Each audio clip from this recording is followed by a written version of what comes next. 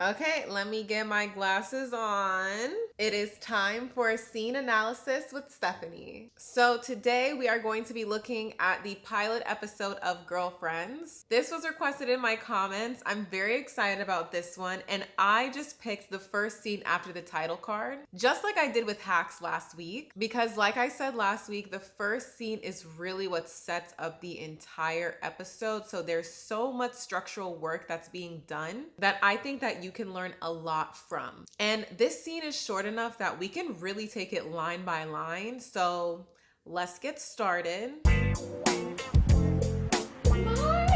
who sent these flowers? So this is all setting up for the expectation that these flowers came from a romantic interest. Keep watching, you'll see. Joan, you know that we are the only black women in this room. We can't be yelling all up through here. They're from Derek. What's it say? Okay, I'm gonna pause again. So there's a couple things happening here. So expositionally, right, Maya says they're the only black women here. So that means that they have to act a certain way in the professional space. So there's exposition and backstory there, but also this establishes that these two women are friends. Right? Because remember, this is the first episode. We don't know anything about anyone that we're meeting. So the way that Maya came in there, what she said, how she said it, we can see there's a rapport. So we instantly know that these two people are very comfortable with each other. Then they get into they're from Derek. At this point, we think Derek must be Joan's boyfriend. And now watch how that setup pays off right here. Oh, sorry, I can't make it to your birthday party tonight. Michelle and I got back together. Happy birthday from both of us. And payoff. So essentially, those first few lines was all set up to make it look like it was a romantic interest who sent Joan these flowers. So when that expectation is subverted, you'll laugh. That's what makes the beat comedic. But this also gives us exposition and backstory. So certain things that you should pick up on right away is one, we know it's Joan's birthday. And we know that she just went through a recent breakup with a man named Derek, and he got back with his ex. And this Derek guy, he sounds like a terrible person, right? Because look at how he sent Joan flowers on her birthday. Like, it's such a narcissistic thing to do, to send flowers to your ex on their birthday from you and your current partner. Crazy. So that just shows you exactly who Derek is without seeing him or meeting him. But also, hang on the birthday for a little bit. Because if you know the pilot episode of Insecure, it was also Issa's birthday in that pilot episode. And the reason why birthdays are so symbolic, especially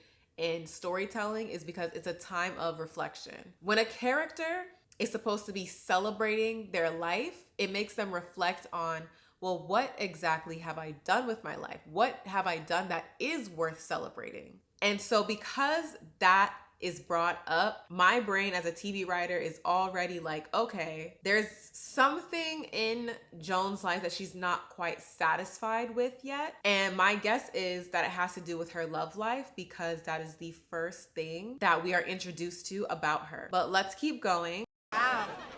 I mean, how's that gonna look? You being a birthday girl and all, you gonna be the only one at your party who ain't got no man.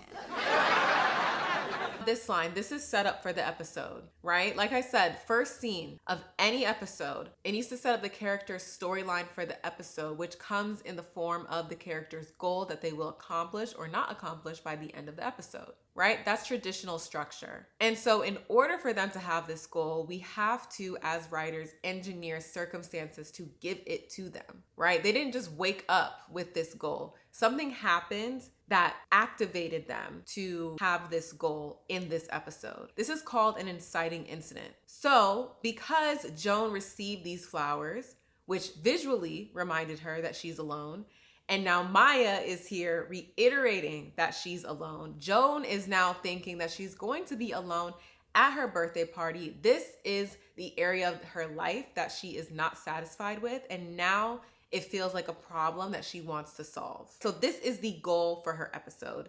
Ain't got no?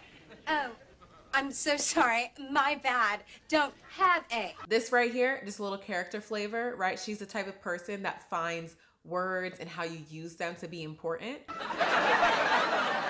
So how do you intend to fix your dilemma. She's asking this because it's more for the audience. Like, she's literally asking, hey, protagonist, how are you going to achieve your goal this episode? The way that the dialogue is delivered, it's toned so that you, as an audience member, you think you're just hearing Maya speak. Like, it's really toned to fit her character. I'm just gonna keep on praying for that Denzel knockoff. It's right here, more exposition and backstory. This just means that Joan has been searching for a man for a while, but hasn't found one. So we can take that to mean she doesn't have the best of luck with her love life. And since this is what the first scene is about, we know that her complicated / messy love life, it's something that will come up time and time again in the show. You know, you professional women are so sedity. I'm sure there are plenty of good men right under your nose. So this is building on the theme that we just said. This is something that will be explored, being a professional, successful woman and trying to date and find a partner, especially as a young Black woman, right? This is something heard a lot, something that is commonly said to people who are like Joan. So this is also where social commentary comes in. Okay. Who am I overlooking? Paper or plastic? 2 more minutes. Sister, the Lord makes house calls. Trust me, the only thing under my nose is getting waxed at 5. So this is the end of the scene, and right here, my analysis is that, the writer is using Joan's response to tell society to stop saying this comment because it's not true. If Joan had something good, she would know and she'd go for it. And really, that's the power of TV and film and anything on screen, really, just seeing how someone who you relate to deals with a situation or comments on a situation. It can make you feel less alone or give you perspective on how you should feel or respond. And I think that this comment validates the feelings of people like Joan by saying it's very possible that you have not met your person yet. And you're not being too picky, you're not being too strict or too sedity or whatever people are saying to you, but you're not being any of those things by choosing to not settle. And that's it. The opening scene of episode 1 of Girlfriends.